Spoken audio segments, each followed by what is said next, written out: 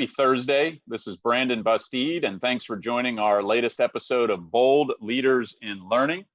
Today, I'm delighted to have a future of work expert and recent author of the Adaptation Advantage, Heather McGowan, with us. I ran into Heather earlier this year at a conference. She is a highly sought after keynote speaker on this subject, and was really impressed with really everything she had to say, including a lot of the visuals and frameworks that she used in her speech, all of which are all throughout her book, which I just had a chance to read this past week. But Heather, when we first met, I'd asked you the question, how did you become a world-renowned expert on the future of work? What's the career trajectory for getting there? I would love to just have you start by describing a bit of your background and how you ended up in the place that you're in right now. So yeah, I often joke with people that I filled out an application for a job for future work strategist. Nah, just kidding. No, I made it up. I made the title up because I needed a title to operate under. I found myself seeing a disconnect because I was working as a consultant and I had university clients and corporate clients. Corporate clients were not getting the kind of talent that they needed. University clients didn't understand the challenges of the world in which they operated, even at their own business model, but also the product they were putting out, which is educated individuals. And so I started explaining how I saw the disconnect to both of them. And out of some frustration that I found the only people talking about the future of work were talking about how technology was going to make humans useless, I started writing. And my second article on LinkedIn went about a little viral. 100,000 people read it in about 24 hours. And I started getting speaking requests all over the world. First one was in Australia. That recording went on YouTube. That went viral. And then I started getting more requests. So that was from 2014 to 2018. And then now it's full time. It's all I do. Well, that's fascinating, and certainly well-deserved recognition for your ideas and your thinking on this. You've just published a book. It'll be flipped around on the page for everybody, but the Adaptation Advantage. And well, first tell us about the book, just the overall backdrop and kind of major thesis around it, and then I've got a bunch of questions that flow from my reading of it too that I'd like to ask you. So, sure. So the book was in part some of my writings. People were like, "Well, you should write a book," and I started looking at writing a book. And then as my speaking ramped up more and more, I started to pay attention to what the audiences were asking for. So I would blow through 40 frameworks in 25 minutes and people's hair would be blown back and they would say, I need to digest that. Do you have a book? And so I started listening to what aspects of the talk were really hitting home with the audiences, what was giving them pause, what was making them think, and shape the book around that. So it's divided into three parts. The first part is, we call it Adapting at the Speed of Change. Chris Shipley is my co-author.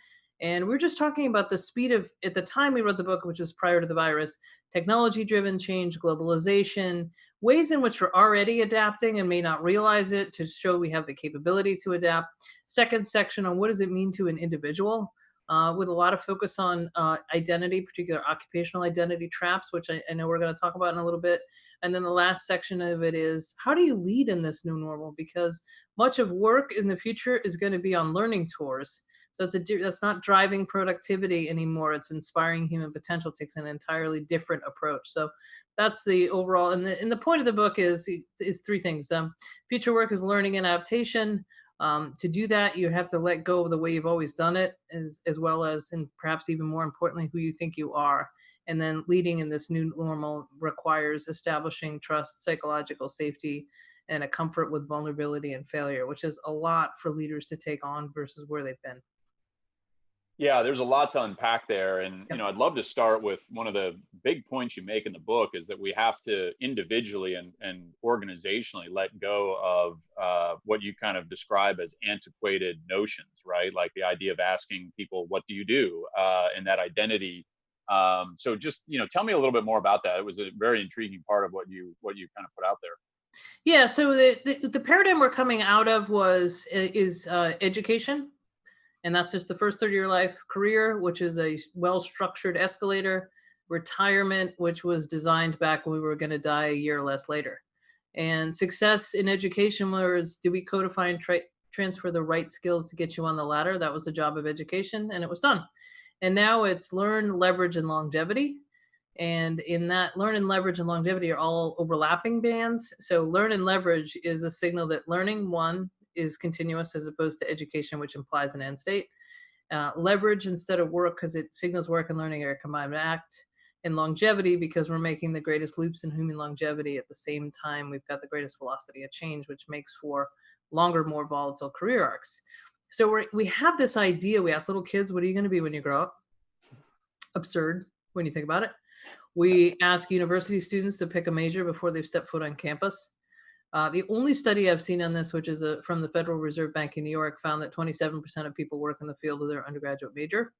Yet we're myopically focused on it. We tell you to pick a major and then not take anything outside of it. And if you stop and think about it, that means your future and all the debt you take to get there is based upon what you were told you were good at in high school. I guarantee you I would not be on this Zoom if that was the limits of my future. We get exposed to things in high school, and there are huge social mobility implications of that. So we're cutting off a tremendous amount of human potential. And then the idea of asking each other what we do, it's just a conversation starter that we've created a habit out of. I don't think we mean to do it as much as we do. But studies out of the UK, and I know, Brandon, you and I talked about it when I saw you in Santa Fe, have found that job loss takes longer to recover from than the loss of a primary relationship. And many people never recover to the same level of well-being because we've created this factory pipeline to a future identity that either is impermanent or may not be there. So instead, we've got to focus on connecting people to what motivates them, what drives them, their purpose, their curiosity. We've got to set up an expectation of lifelong learning and connect them to systems that allow them to do that. So instead, why don't you just ask somebody, tell me about yourself. What are you interested in? There are other ways you can have open-ended questions, but we keep reinforcing an occupational identity that's a few decades old at best. Yeah, and you've touched on a number of things, right? You've got the longevity issue, right? People are living longer. The year, my daughter was born, she's turning 11 this June, but a third of all babies born that year are projected to live to 100, right? And if they live to 100, there's a high likelihood that they could be working through age 80 or early 80s. And so, that extends what we think of as a traditional work life by 15, 20 years, right? So we have that. And then, we also have just the pace at which the world is moving, right? It's rapidly accelerating, and that's driven by a number of forces, certainly technological, but, our assumption that, we were magically anointed with a bachelor's degree or an MBA 40 years ago, and it still has perfect relevance to what I'm doing 40 years later. Like, that's like, who, that doesn't even sound like a believable statement, right? So, Right. The lifelong learning thing, though, I want to pause on this real quick and get your thoughts on it. One of the studies I was involved with at Gallup during my days at Gallup was trying to look for signal strength that universities actually create lifelong learners. And the reason why I went down that path was because it turns out lifelong learning is the most commonly used phrase in college mission statements in the United States. Now, I think it's a great ambition, right? It's a worthy ambition. But you say, okay, so how are you creating lifelong learners, right? Like, and you'll get the typical answer, oh, we want them to think critically and to learn how to learn. And there's a lot of great responses to that. But the evidence that we've done that is really thin. Mm-hmm. And so, how, like, in all your thinking about lifelong learning, because there's the other point you raised too, there are people who are resistant based on their identity. Mm-hmm. to ever think that they could do something else. And I was reminded of a video documentary I watched where there were workers getting laid off from Carrier in Indiana. And they were asking, these were mainly, men who were being interviewed in the documentary and, probably middle 50s age-wise. And they were asked the question, what are you going to do now that you've lost your job? Are you going to go back to school or try and retrain? And one after another said, no, I'd just rather not work, right? Like, they were so stuck that, like, if I can't do this job, which has been my identities for so long, I'd rather just throw in the towel. How do we get over all this stuff, right? I mean, are lifelong learners just naturally born, or can we actually train this? Can we invite people into a system where lifelong learning is more natural as opposed to such a difficult thing for people to wrap their heads around? Yeah, that notion that you just brought up is so central to what we talk about, that we actually toyed with calling the book Stuck at Work, because we think so many people are stuck in an identity, stuck in a process, in a way of doing things, and only seeing themselves across, one dimension. And it isn't just, we tend to think of folks who might have been left behind in terms of technology and their unwillingness. But I was just on a call, a virtual talk and the discussion with a biotech company, and were telling me, we spend so much to get our expertise, and these kinds of organizations, if PhD is entry level for the organization, that you get this expertise identity that you're unwilling to relinquish. So it's all of us at every level, whether you went to university or you went all the way through university. I think we need to start in kindergarten. I think we need to stop asking kids what they want to be when they grow up in a fixed way. Yep. I think we should ask kids what they're curious about. Um, I think we have to encourage them to learn and experiment, and not get tied down to a singular identity, especially a singular identity as a goal. And that start making it easier to experiment and envision yourself in multiple places if you're not setting your targets on a single point in space that may or may not be there. Yeah, that's helpful. We just got a question from the audience that kind of relates directly to that. They ask Heather, what advice do you have for high school seniors when in thinking like what and where to study? Like how would you give advice to them differently than the advice they're probably getting from parents and from societal messages right now? I would say don't assume you have to do it in 4 or 6 years. Don't assume you have to do it when you're 18 years old. I think more folks need to do gap years, whether you have the resources to travel or it's a year of service. So I think that would be great. Right now, we're going to need that in the United States, at least. So think about your learning as a continuous journey, not this thing you've got to get done, because it may take you a while. Listen, I have an undergraduate degree in design. I have an MBA. My career could not have looked less clear to most people around me. But when I put it all together, it makes a lot of sense. I just took a circuitous journey to get here. I mean, this was not my end goal ever. And so let those young people find what it is they're interested in. There's sort of this belief if you don't go to university right out of high school, you're not going to go. I don't know that that's really true anymore. I think we've pushed that on folks. Be willing to explore, be willing to make your own major. Don't worry about what you study in undergraduate. And I mean, if you're going to if you know you want to be in the sciences, you probably have to have a sciences undergraduate. There are some things, but for the most part, listen internally, and don't listen as much externally. Yeah, there's great points there. One of the stats that came up in some of the research I was involved in is that about 4 out of 10 college graduates in the United States regret what they majored in. If they could go back and do it again, knowing what they know at whatever point they're in their life, they would major in something else. And I think one of the other things you brought up in your book was this evolution of like moving from from the individual siloed expert to the T-shaped individual, and then you talk about, I think, transdisciplinary world Yep. is what you use. Just tell us about that, because I think it relates to, like, regardless what you major in, right? It's the multidisciplinary, the transdisciplinary aspects where we're all going to have to, build more muscles, as I'll call it. But like, tell us about your concept around transdisciplinary. Yeah, so the T-shaped thinker, if you don't know what it was an idea that came up. At least it came into my awareness in the early '90s. It might precede that, and the world in which I saw it in was probably the context in which I was working. So the I-shaped thinker is sort of this single discipline identity. I work here, throw it over the wall to the next function in the process of making some sort of unit of value. And the T-shaped thinker was, I still have a core identity, but I can work with the adjacency. So the top of the T was sort of the breadth of your ability to coordinate. Now I was working product design at the time, so it was marketing could go to engineering as well, and you could complete the product you were developed. And the idea I think now is more of an X-shaped thinker, where the individual is more of a conductor, because you're not only coordinating different disciplines and functions, you're also coordinating between technologies and humans. Yep. So it's a combination of sort of like, how do you look at a problem, find it and frame it in an evergreen way, and then decide how to address it, whether it's technology solutions, technology and human solutions, different disciplines. It's a different mindset, and it's very difficult to wrap your head around, but I think that's where we're headed. Yeah, and back to the, don't feel like you have to do it all at once, and also don't think you're done if Right. you've gotten over one of these things, right? Like there was an article I wrote a couple of weeks ago in Forbes about the concept of what I call evergreen degrees, right? And on one hand, our society is so locked into the concept of degrees that it's probably going to be a long time before there's any kind of substantial change in our view of that, right? We still value degrees even though they might not be perfectly suited for the world we're heading into. But the idea of an evergreen degree was the notion that you enroll, and maybe along the way you accomplish a traditional degree like an associate's degree or a bachelor's degree, whatever.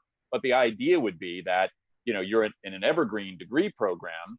You are constantly being upskilled or reskilled on different things. So I use the example of an MBA program. I might go get my MBA, accomplish, reach that flag that I can knock over of actually getting the MBA diploma on my wall. But if I'm enrolled in an evergreen MBA, I might take 2 courses a year that are keeping me fresh and relevant. So maybe it's cybersecurity for senior executives, or it's data science and analytics for non-analytical managers, right? You could think about how a university could curate an ongoing set of learning, right, that was pedagogically sound and linked over time, but relevant in the moment, relevant on a long-term basis. And so, whether that's the right idea or not, right, we've got to create new constructs and pathways for this lifelong learning that feels more comfortable to people, right? Because I'm like, oh well, I've always been told I should go to college, so to say to somebody now, maybe don't worry about that. That's like really, really discomforting. But if you say, well, there's this evergreen degree program and here's how it works, I've been trying to stretch my thinking around what higher ed can do in this realm. And I want to go to corporate in a second, but what would be your recommendation for how higher ed delivers better on its stated mission of lifelong learning? What would your magic wand be in the higher ed landscape? Well, one of the universities I worked for, I developed an experimental first year where you went in just saying, I don't know. And you explored taking intro courses to everything, which in one form or fashion served different credential requirements. So you graduated still on time or earlier, depending on your trajectory. So more of that kind of stuff. I've also pushed with some other universities, and I just throw it out there. Anybody wants to take it, that we should have a degree that's really just preparing you for this world. So it's a sort of skinny core of business. So you understand how business models work, because business models are changing faster than ever. So gone are the days you can have a job at a company but not know how the company creates value.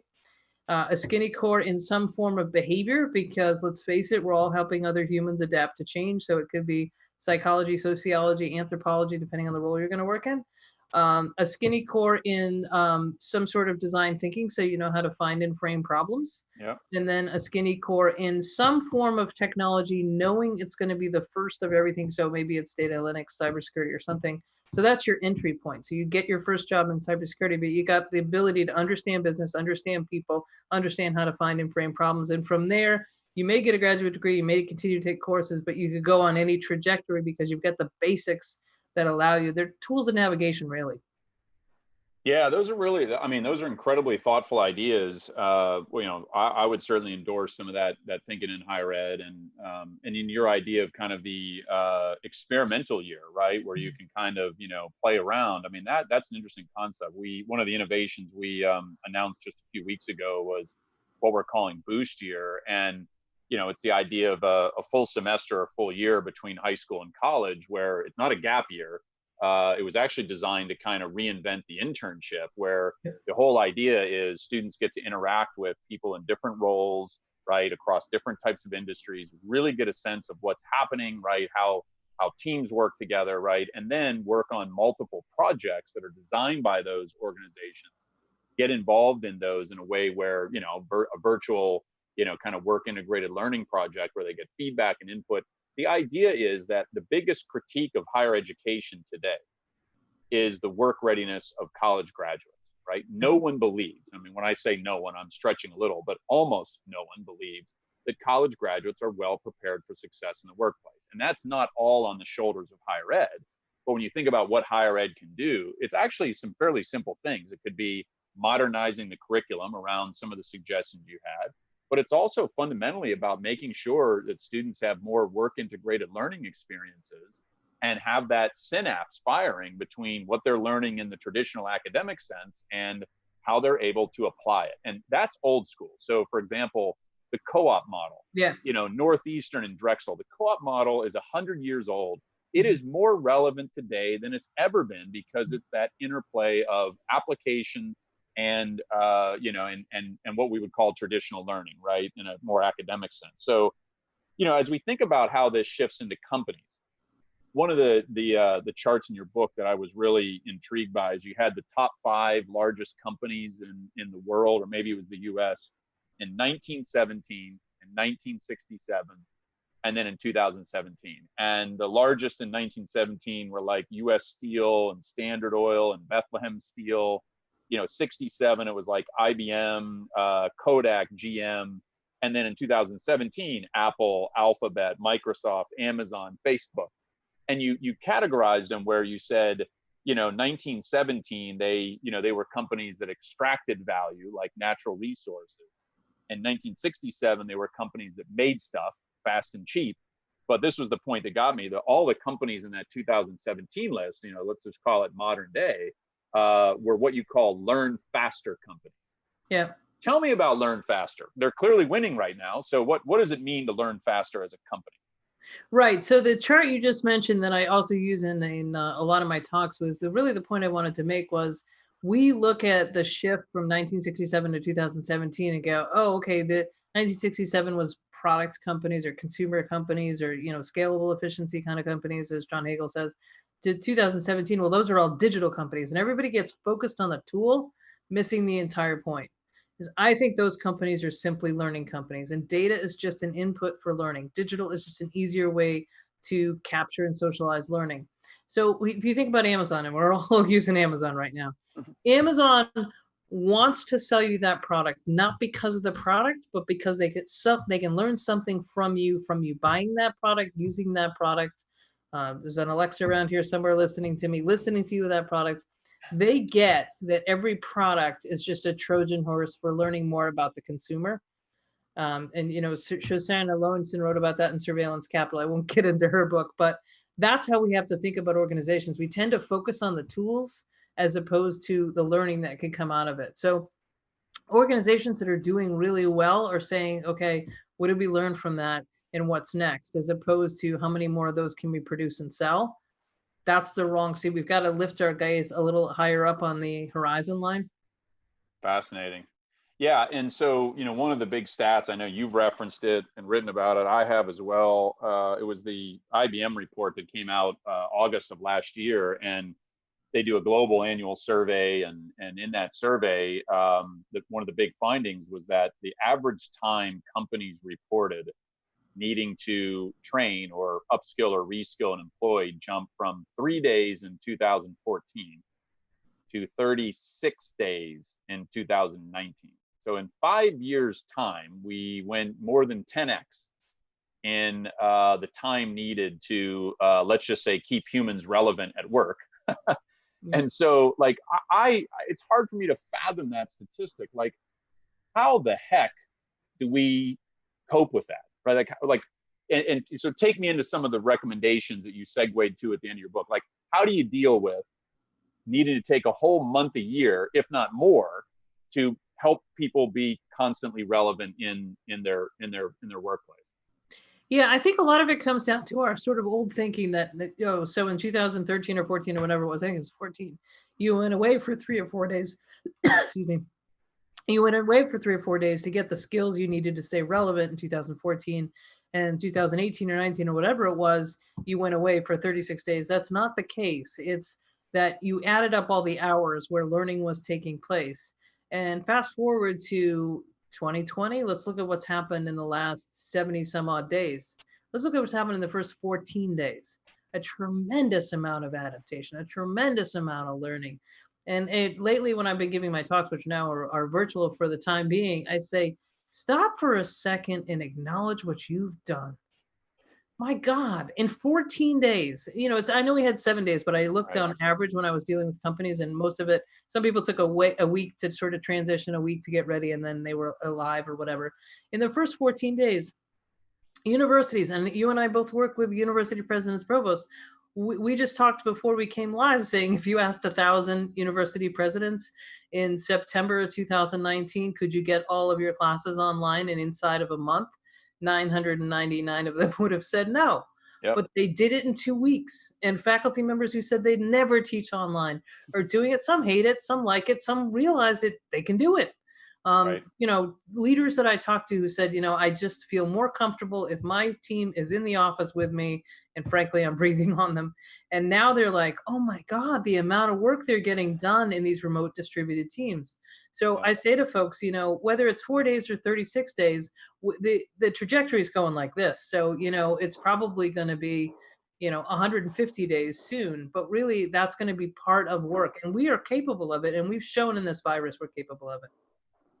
Yeah, and I think obviously it means a lot of things in terms of how we structure what we think of as the work day, Yeah. right? Obviously the shift to remote work for a lot of people, I mean, it's been fascinating to me to see also in a very short period of time. Suddenly, you see an announcement from Twitter that says it's okay if you never return to the office. And I mean, even thinking across Kaplan, right? We've got offices we may never reopen because the employees actually said, we like working from home, and this is really working, right? So it's just fascinating to see that. How I'm curious, like this is a relatively in terms of its magnitude, right? There were clearly people working from home long before COVID, and organizations that were more work from home than others. But I think there was still this traditional idea that if we're really going to meet, we really have to do that in person. Or, this job is located in Denver, and if you can't move to Denver, you're out, right? Like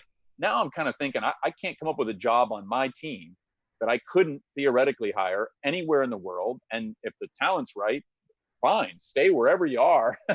So how much does this, COVID disruption, right, and its acceleration of work from home and online, like, tell me how that factors into your, what would you have updated anything in the book Yeah. to on that topic? Yeah, I would, and I may end up writing for the next printing, write a new forward to it to just say that coronavirus, and I wrote this in a Forbes article, has been an accelerant to the future of work because it's accelerated our transformation to digital. Does that mean everything's going to be digital in terms of remote working, or all learning is going to be online? No, I don't think so. But now we know what's possible. So when we get together, we have a reason to get together, and we're more intentional about it. It was a few years ago. I think it was Brian Chesky at Airbnb was talking about how companies in the future could have like almost 100% distributed workforces, and then have these intense events, just like we were talking about in universities, where you take over a series of houses and you take over a WeWork space, or if they're still around or whatever, and you have these intense summits in different parts of the world. So you get people to spend time to each other and create those social bonds, and you have those in-person experiences periodically. So you build up that social capital, because it's not clear yet if we can build up the kind of social capital remotely that we've built up in person. So I think some of those kinds of events may happen, but it'll be interesting to see. Yeah, and that, I think that's a big challenge across the work world and education, right? Is really now being thoughtful about what parts of this really are just absolutely irreplaceable from an in-person perspective, right? And to be really crystal clear about it, do I need to come to campus to hear a lecture in a lecture hall of 252 students? I don't know, right? On that one, I'd probably say, yeah, record the video, do a high quality production of it, let me watch it on my own time, and then I'd like to come in and have discussion groups with the TA, right? I'm just making this up, but Yep.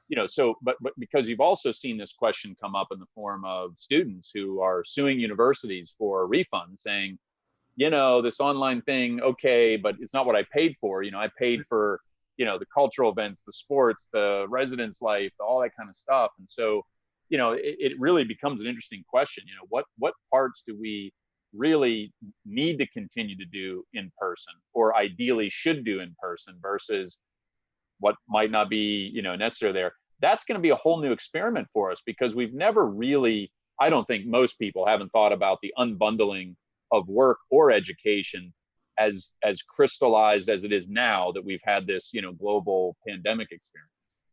Yeah, and if you look at this global pandemic, so we started with, response, react, which was go in the bunker, shut everything down that you can, work from home whoever can, let's prep our essential workers with the right personal protective equipment. Now we're in recovery where we're sort of starting to open up and say, how many people can be in a restaurant? Can you browse in that store? Or campuses, what will an in-person, when students return to campus, how many can come and will they be in cohorts and all that kind of stuff. What we really need to spend a lot of more time on is reimagine. So say the virus has subsided and we know everything we know now about what we learned from this big forced social experiment. What would you build now that you know what you know from the experiences you've been through? I think we're a little trapped, as you and I were discussing just before we got on this, in the recovery mode to sort of say, how much can we bring back as opposed to bring forward? We're kind of like, what percentage can we bring back? And I don't think that's the right way to think about it. I think it's what experiences could we have now, whether it be for students or for employees, that are meaningful. And from an employee standpoint, there's a lot of cost savings in a remote workforce. It's going to reshape commercial real estate in some very interesting ways. It may also reshape our settlement patterns in terms of where we live in the United States. And if we do that, that may be interesting. But when we create those in-person experiences, what are we trying to do? And I think we should spend a lot more time on that reimagine. Yeah, I agree. I think, leaders have obviously been consumed with the here and now of, all the different challenges that have been presented, and rightfully so, right? These have not been easy things to grapple with, but the degree to which, we can all start to look on the horizon and think about how do we reimagine this now. I think that's great advice. And I heard a really cool story from one of my all-time favorite teachers, Tony Brown. He's in his mid-70s now and still teaches a course at Duke. And it was interesting because he, the dean of the school where he teaches had said, anybody who, feels like they don't want to come back to campus, and attempts to reopen, we'll come up with accommodations for you to teach online at home. And, Tony said, okay, well, because of my age, he's like, I'd prefer to teach online. And he said, and I'm so excited. He said, because I've got this whole plan for what I'm going to do with the fall. And he's like, every class, I'm going to bring in 3 alumni into each class on Zoom, because I could never do that in person on the campus. Like, so here's Tony, right? Like reinventing the classroom, because he's realized he's got an opportunity to bring in alumni, and it's easy to schedule these alumni because all they have to do is take an hour out of their day to join the class for, a Zoom call. So he's got the whole semester scheduled with alumni coming in to participate in the class discussion. So I just thought, it was a great example from, a essentially retired faculty member who's all fired up about, this new way that he can teach now that it's online. Yeah, that's cool. And in the beginning of our book, we use a quote from Dan Gilbert, which I think summarizes what you're talking about, that human beings are a work in progress that mistakenly think they're finished, and that we're far better at remembering than we are at imagining. So when we come out of response into recovery, into reimagine, we tend to look backwards and say, what can we bring forwards, as opposed to let's stop, take stock, and look at, as Tony did, what can I do now that I couldn't do before? What new opportunities does this present, and how would I design this experience for folks?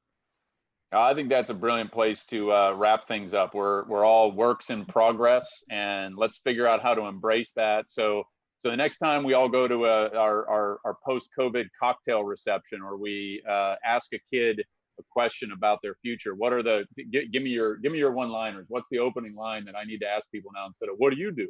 Yeah, so Terry Gross, who's I think one of the best interviewers in the world, she just starts and says, hey, tell me about yourself. It's an open-ended question. Somebody can respond with vocational stuff. They can respond with avocational stuff. They can talk about what they're binge watching. They can go in any direction they want to. So I think that's a good way to begin. Love it. I'm going to use it. That's my new opener. Tell me about yourself. So Heather, thank you for telling us a little bit about yourself and enlightening us with your work. Those of you who haven't done it, get a copy of the Adaptation Advantage.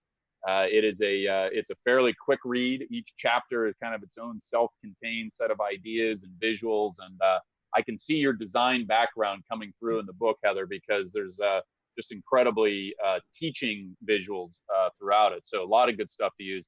Really appreciate you carving out the time today. And we'll look forward to syncing up here in a few months and reconnecting on what you're hearing out there. Great. Thanks so much for having me. Take care. Bye-bye.